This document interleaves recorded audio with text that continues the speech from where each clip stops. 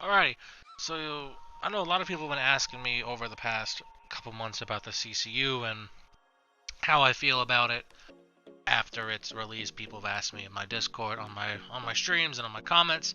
So I'm gonna give that to y'all. I'm gonna give y'all my opinions and what I feel about that. But first, we're gonna get the formalities out of the way with because I know this will probably be recommended to some people in the future. They might not know who the hell I am. They'll be like, "Who the fuck is this fat bastard on screen?"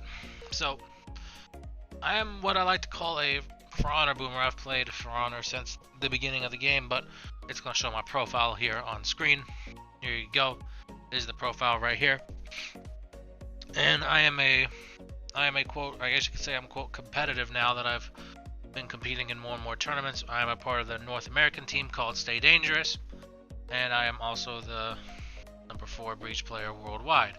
Some people don't care about that. I care about that. I think it's a pretty big deal to be able to be in the top 5 at least for that mode, even though not many people play it. I think that's a big accomplishment because when you start out as a baby rep and you work your way up, it's a really big accomplishment. It makes you feel proud that you're up there on the leaderboard. But yeah, the gameplay y'all are seeing in the back is whenever we competed in the most recent For Honor tournament that happened last weekend. I can't remember the name of this team to save the life of me. I'm sorry, I can't remember the team we were facing, but y'all wanted to see more of my Kensei gameplay because y'all really liked the FOS video I did where we fought against them and won. Y'all really liked my Kensei in there, so yeah. This is some of the footage I found. It turns out I was able to record a lot more of it than I realized. So PlayStation's saving me in that regards, but yeah. This is the Kensei gameplay. Enough for the formalities. If you like what you see, subscribe, all that good shit. You don't got to subscribe if you want to, but that's alright. But yeah, let's get right into it. So a lot of y'all have been asking how I feel about the Core Combat update, and if I'm being completely honest, not a lot of my opinions have changed about it, really. I still stand with my main opinion, which is that I think there was a perfect balance between reading and reacting before the CCU. And long-time viewers know that I call reading guessing. That's what I call it. At its roots, it's an educated guess. I believe a guess is a guess, but we're gonna just go over a few points in the video and just state my opinions. So this is an opinion warning. I know there are people that get really offended about opinions. I'm sorry that if you get offended at my opinion, but what more can I do? People just get offended. Now, the first topic I really want to talk about is just light parries in general and how I feel about them. Personally, to me, I do not think light parries are rewarding anymore because there's not really even a point in light parrying anymore when most of the cast barely does any damage when you get a light parry. At most, I've seen do 24. The highest I've seen is 30. This is without any attack boosts or any attack buffs or debuffs, but in my opinion, there is no reason to go for a light parry at all unless you're playing a high tier character or a meta character, but not a lot of people want to play just a high tier character all the time, and people want to play characters like Shinobi, Orochi, Shigoki, Ibushi, stuff like that, and those characters be lacking in the light parry department. But to me, I don't find them rewarding at all to get. It's more a chore now to get a light parry because it's like, I gotta do this 5 more times to kill this guy, and even if he gets to a bar of health, I gotta do it again or throw another attack. Because I'm a firm believer in if I parry you when you're at 1 bar of health, you should be dead, unless you have some form of resistance, like Bastion, Last Stand, or anything like that. But yeah, and it also comes down to the point to where I think there is no risk in throwing a light anymore, and I know that's what they want to do, but there is a problem that I see in that because I'm all for them promoting offense, but they need to also take defense in account. There needs to be a fine balance between those two. I know that's hard to get, but I personally think the balance was before the CCU. All they had to do was just change some damage values, like a 40 damage light parry. That was a little too much. Just make it 35. Or you could do some weird number like Tiandi where it was 37. But yeah, there's currently no risk in throwing out lights anymore. Really, you get parried, you're only going to eat about a bar. And by the time that person parries that light, they've most likely eaten half of their health in light attacks. So there's that in that regards, and I'm a big proponent of that. If I parry your light, you should be punished. It should, because here's the thing. To me, if your light gets parried, the person who parried the light should be rewarded big damage, so that there's a risk and a reward factor. The risk is the guy trying to parry all these lights is going to be eating a lot of damage if he doesn't parry them. But the problem is, there is no risk on the attacker side, the person spamming the light attacks, right? Because they can just light attack you all damn day, and if they get light parried once, that's only a bar of health compared to half this guy's health he just done. That's why I think light parry damage needs to be higher, so that it's like, oh shit, he parried my light.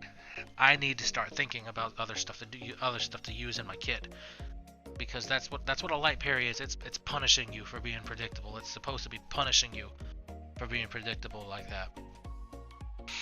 And what's the point in a light parry when it doesn't even do that much damage anymore?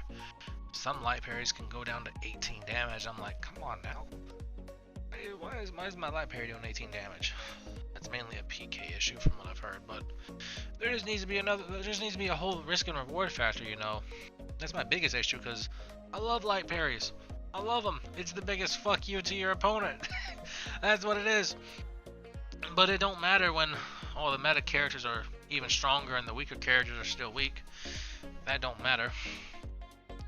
But yeah, that's one of the issues.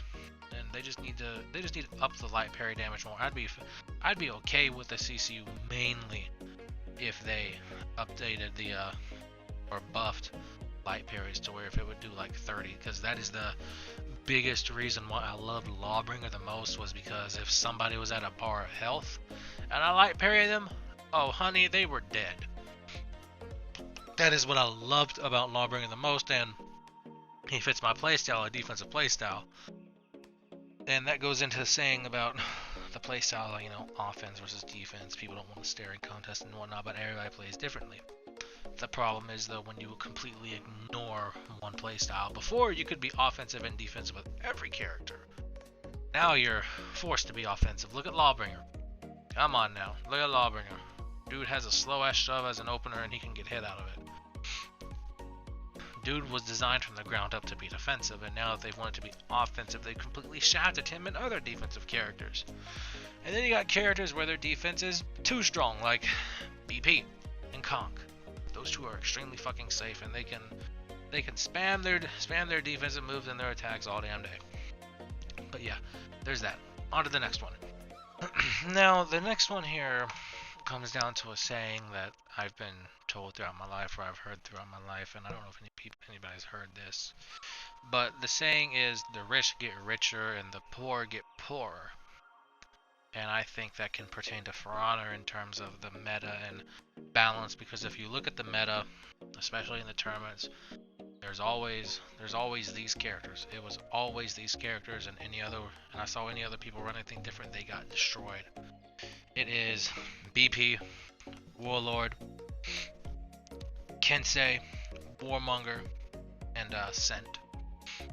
You don't see that many Shamans, you don't see that many Glads. Mainly you don't see Shaman because of Fury Flask. And you see Griffin. There was at least a Griffin every single game in that tournament, and the ones that didn't have a Griffin were shafted. And it comes into the point now to where the CCU it's made these weaker characters better for recoveries, but they still have their fucking issues. Like, come on now. You saw what happens when they listen to Reddit too much. Look at Rochi and Musha. Anybody who knows me, they know I don't trust Ubisoft stats at all. They know I don't trust that shit at all, because I read How to Lie with Statistics. I don't trust that shit one bit. I don't think anybody should. But it comes down to characters too, because there is no variety in the high level of play. Well, if you count variety, it's like, oh, there's a Shaman this time instead of a Kensei. Whoa, so much variety. There's so many other heroes that could be used, but they're still weak. These other characters are still strong as shit. Don't even get me started on Griffin and Warmonger. My biggest complaint, one of my biggest complaints actually so far, is Griffin. To me, Griffin is a boring, brain-dead character. I'm sorry. You might find enjoyment in him.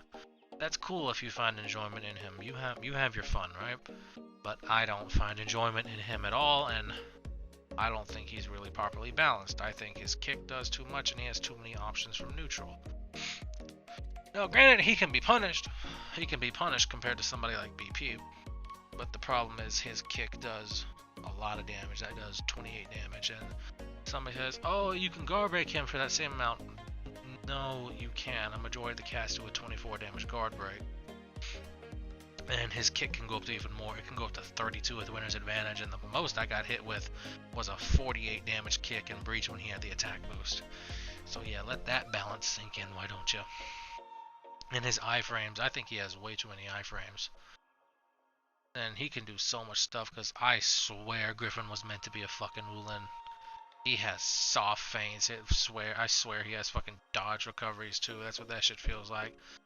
Man's was meant to be a Wulin, but they gave it to the Knights. What a surprise, right? And little quick note here. That man got, was it like 4 or 5 new armor sets with this most recent update, and nobody else got anything new. And y'all say there's none of Knight bias. Let that sink in. But I want there to be some form of an Operation Health, though, that's for sure. But another issue, though, is my opinion, not really issue, but opinion on the CCU, is that the meta characters are still strong as shit, and the weak characters are still weak as shit. Because the power level of Kensei compared to somebody like Shaolin is astronomical. Because with Kensei I could do so many other options, and then Shaolin, he's got options in key stance, but the problem is getting into key stance. And yeah, there's that. On to the next one. Now this next one mainly comes down to me being on a PS4 and an old gen console. And I'm pretty sure this can apply to Xbox as well, because currently right now the CCU and For Honor runs like shit on the PS4 and the Xbox. That is the honest truth, and it's very hard to get your hands on a PS5 or the new Xbox because of the good old scalper bots. Everybody loves the Grinch bots, right? But currently, the game runs like shit on the PS4. We're stuck with 30 FPS, I know that, but the problem is these frames have been dropping even more recently. And that's due to all these healing effects, corruption. Y'all thought y'all knew frame stutter and frame drop? You don't know frame drop until an Inspired, Champion, Zora, Tier 4 Corruption, and a Fire Flask and Smoke Bomb are all thrown down in a team fight. You want to talk about your frames dropping? Bro, it sounds like your console's gonna explode. And especially on the winter update. The PS4, bro, my PS4 sounded like it was gonna explode. And it's almost like they quickly forgot about the PS4 and Xbox actually, because man, a couple of my friends were actually getting blue screens because of the winter event and all the particle effects. If anybody here knows the Dead by Daylight loading screen, that's what my PS4 sounded like. That's exactly what my PS4 sounded like, except louder. That's an accomplishment to where my PS4 is louder than trying to run the Dead by Daylight loading screen. Now, come on. Now, I'm pretty sure my opinions on this will change when I get a PS5, but currently it sucks without a PS5, and if you're looking at getting this game, I would wait until you have a PS5 or the new Xbox or a PC. But, because currently on last gen, it sucks. It really, really sucks. And good luck trying to get one of those, especially now, because those bots keep buying them before they're even released on the websites. But yeah, on to the last and final topic. Now, this is one of the biggest things that irks me the most about the CCU, is that the CCU rewards you for being, I guess you could say, mindless in a sense. Because now, what do people do? They do what's easiest, and that is just spam moves. I see rep 800s, 400s, and 600s that are just bad because they spam the moves over and over and over. And that's what they do. That's what they do, because now people can't react to shit, and God forbid you have high ping, right? And if you got 80 ping, you're at the advantage. And somebody tried to tell me that if I have 80 ping, my attacks are coming out just as quick for them. That is a damn lie. I know, that's a damn lie. That shit do not feel like that, but to me the CCU still rewards you being brain dead. I mean, come on, look at Griffin and BP and Warlord. I know a a lot of people love Warlord and BP, but come on now. And Griffin. Those characters are easy as shit to play. They are very, very easy. I'm all for people having an easier time, but you still gotta use your brain in some regards, and it's annoying whenever you play this game and you don't get outplayed or outskilled. You get outspammed, and that is the biggest thing about the CCU. Most of the times you get outspammed. And yeah, it's just frustrating. It's really frustrating because I've seen For Honor's ups and downs, you know, but to see it like the way it is now, it is very frustrating. And I think a lot of people are willfully ignorant of all the issues that plague it. I mean, like, there are people that choose to believe console isn't even its own thing. Like, console has its own separate issues because we're on a console. There's different hardware issues, and people just ignore it. They think PC is the only quote community For Honor has, but majority of this community is console, and that's where it mainly started, was console. That's its roots. That's where a lot of the fans come from. A lot of PS4 players I know have moved to console. Not moved to console, moved to PC. Sorry about that. They've moved to PC just because of the CCU, just so they could physically see the attacks. I mean, come on now. Look at Highlander. That is pure laziness. Highlander is an example of pure laziness. And they ruined him. They ruined him. His fucking attacks are a one-frame parry. Come on now. Oh, but yeah.